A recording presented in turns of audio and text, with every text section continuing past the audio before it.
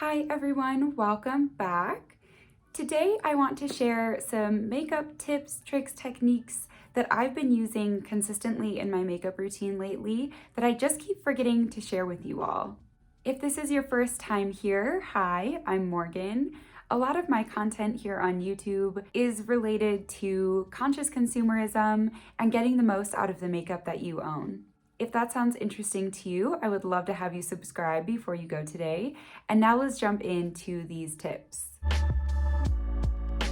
Okay, so step one here is actually going to be kind of two different techniques combined. So the first half of this kind of trick is that I'm going to apply my concealer before applying a foundation, tinted moisturizer, whatever kind of full face complexion product I'm using for the day. I really enjoy doing this because I think that it just helps all of my makeup look a little more seamless on my face.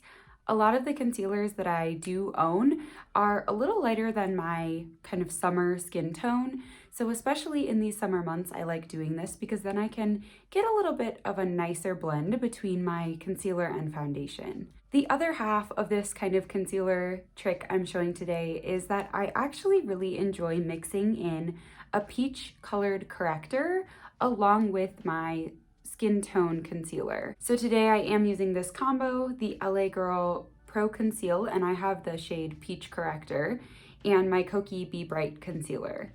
This is especially helpful for me because this peach corrector is just a little too deep to be an effective under eye corrector for me. So mixing it in with a skin tone concealer is a great way to kind of lighten up that peach tone. And it also makes it so that it's less obvious of a peach shade and it looks a little more just like a regular concealer. And that way I don't then have to go on top of that with a skin tone concealer. So I'll show you on the back of my hand here kind of the ratios I mix up. I would say this is about the ratio I use. So I just mix those together on the back of my hand and they look about this shade by the time they're mixed. And then I just dab that on, especially to these kind of deepest parts of my under eyes. And then I also like to put a little on the outer corners.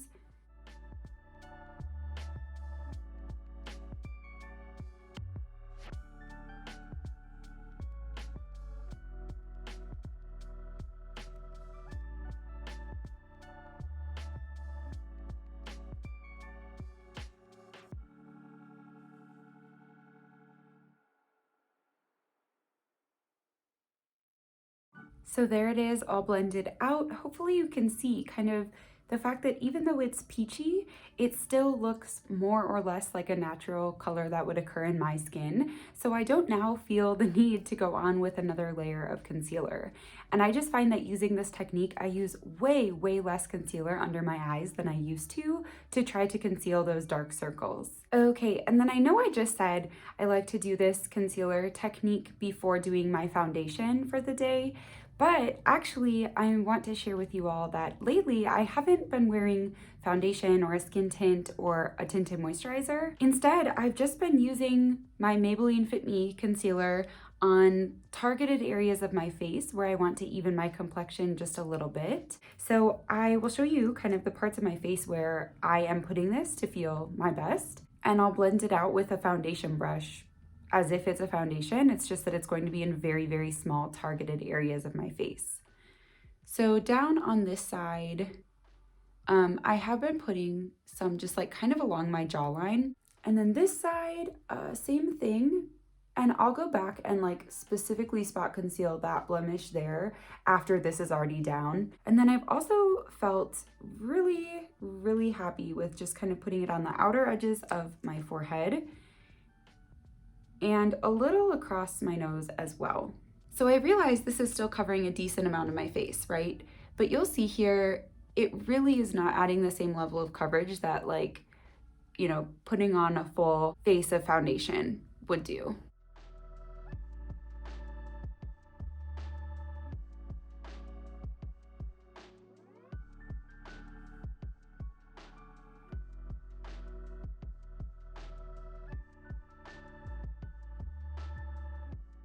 So here's a look when it's all blended out. You can see everything's just a little more even. I put it on just specifically the areas in my face where I have more redness naturally, so that the areas where I don't have redness, like the center of my chin is not usually red, the center of my forehead's not usually red, and my cheeks aren't usually red at all, those areas I can just leave how they are, and now I've kind of brought my face all to one level. I am going to go in with this same concealer and just spot conceal here. So once I'm done with lips, concealer, and cheek products, I will be back to talk about my eyes.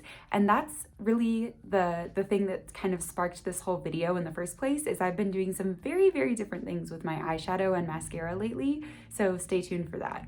Okay, back with all those nice juicy cream steps done.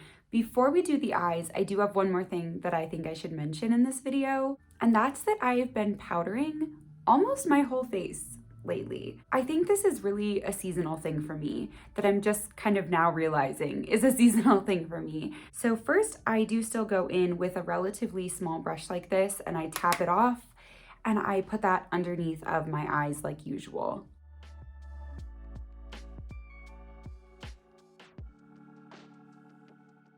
So typically that's all I would do for powder, especially in the winter months. I do have dry skin, so powdering is just usually not something I need to worry about. But when the weather does warm up, I like to powder the rest of my face now as well. And today I have, very kind of glossy cream cheek look going on. So I don't necessarily want to powder specifically my cheeks, although if I were going to use powder, bronzer, blush, and highlight, I probably would powder that as well. But I'm gonna powder down here where I put that little bit of concealer and then my T-zone, my forehead, nose, and chin. And I'm using a huge brush from Prados Beauty. I love this brush because it's super, super loosely packed. So it doesn't pick up a ton of powder and I can tap it off and almost all the powder really does come off. So I just get exactly the right amount of powder with this brush. So if you can find anything kind of more tapered like this that's super, super loose and flimsy, like very, very, very flimsy, that's what I'd recommend if you're someone who doesn't typically powder their face, but you kind of want to try it out for the summer.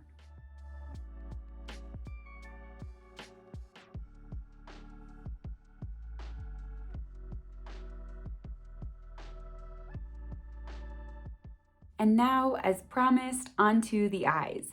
I have really been enjoying a technique of using two eyeshadows, one matte and one shimmer, and not putting the matte in my crease as I kind of always have traditionally done. So I'm going to use my Alter Ego Canyons palette to show you this today.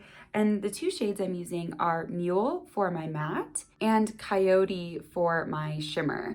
So the reason I chose these two shades is because Coyote's a really gorgeous one and done shadow. Like, normally I would love to use Coyote just all over my lid, call it a day. But I want to show you how I've been getting kind of, to me, what feels like a more fancy done up look than kind of that typical one shadow look by just adding a matte. So I'm using Mule because it's like 2 shades deeper than what I would normally use in my crease. But it's not quite as dark as something I'd typically use like on my outer corner of my eye to deepen up a classic eyeshadow look, a classic for me, I should say, eyeshadow look. So first things first, I'm gonna take Coyote just on my finger and I'm gonna put it all over my lid. I'm gonna blend it up, and you'll see me doing this in the video. I'm gonna blend it up onto my brow bone a little more than usual because I don't have that matte in my crease.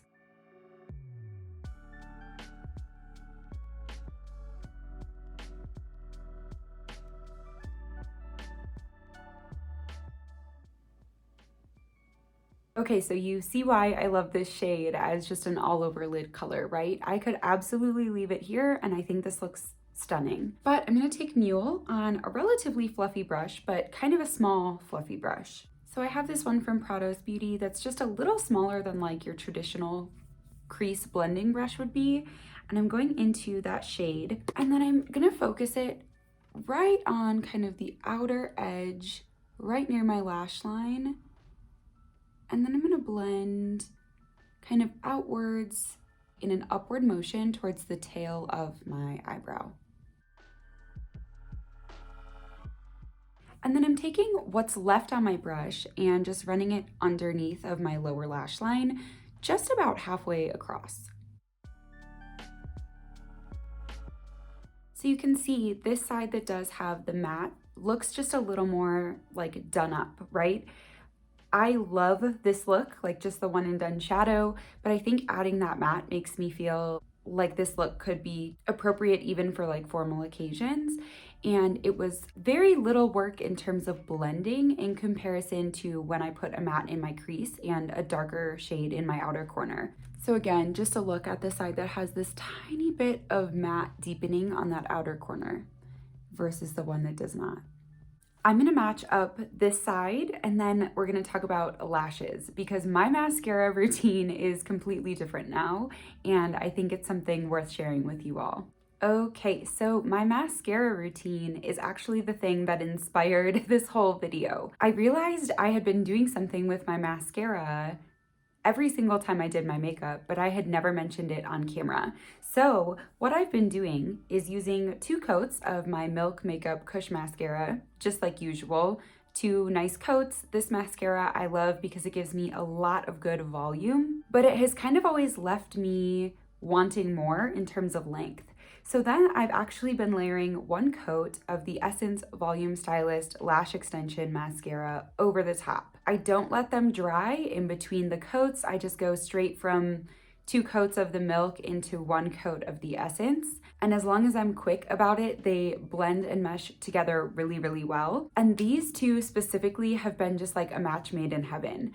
I've tried kind of mixing and matching other mascaras in my collection as well, and I've never found a combo that works as well for my eyelashes as this combo. So I'll put on my usual 2 coats of the Milk mascara and show you that before I add the lash extension mascara, and then I'll put that on top, and I'm hoping that on my camera you'll be able to see the difference. I know in person, to me, they look drastically different, but I'm not sure how well it will pick up on camera, so we'll have to see. So you all get to watch me make my ridiculous mascara faces, and I hope you enjoy.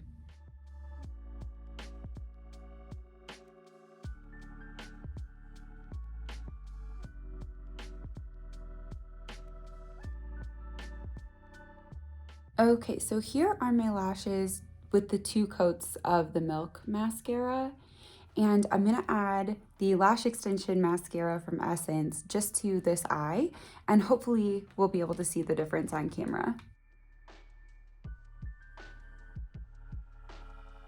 This side has the 2 coats of Milk and 1 coat of Essence, and I feel like you can really see at the ends, I just have so much more definition and length than I do on this side. On this side, they look a little clumped together, and something beautiful about this Essence wand, which looks like this, it's just a small little wand. It's great at brushing out those clumps from the Milk mascara, and then while it brushes them out, it also just adds length. So I'm not sure how well you can see it on camera. I think you might just have to take my word for it. But I also love doing this because this is my favorite mascara for my lower lashes. So it's kind of a convenient 2-in-1 to be able to lengthen my top lashes and add the lower mascara as well.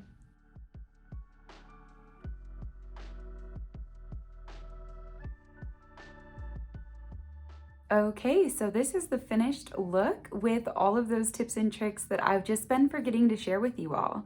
I have really loved playing around with new ways to use the makeup I already own since I've been on kind of this no-buy and low-buy journey. So I hope that these discoveries that I've had are helpful for you as well. If you decide to try any of these techniques out, let me know in the comments down below. I'd love to hear other people's experiences with them. Or let me know down below what your kind of like secret tips that you use when you do your makeup are. I'd love to start incorporating some new techniques into my routine, so let me know what works well for you. I hope you'll consider subscribing down below if you haven't already. Thanks again, and I will see you next time.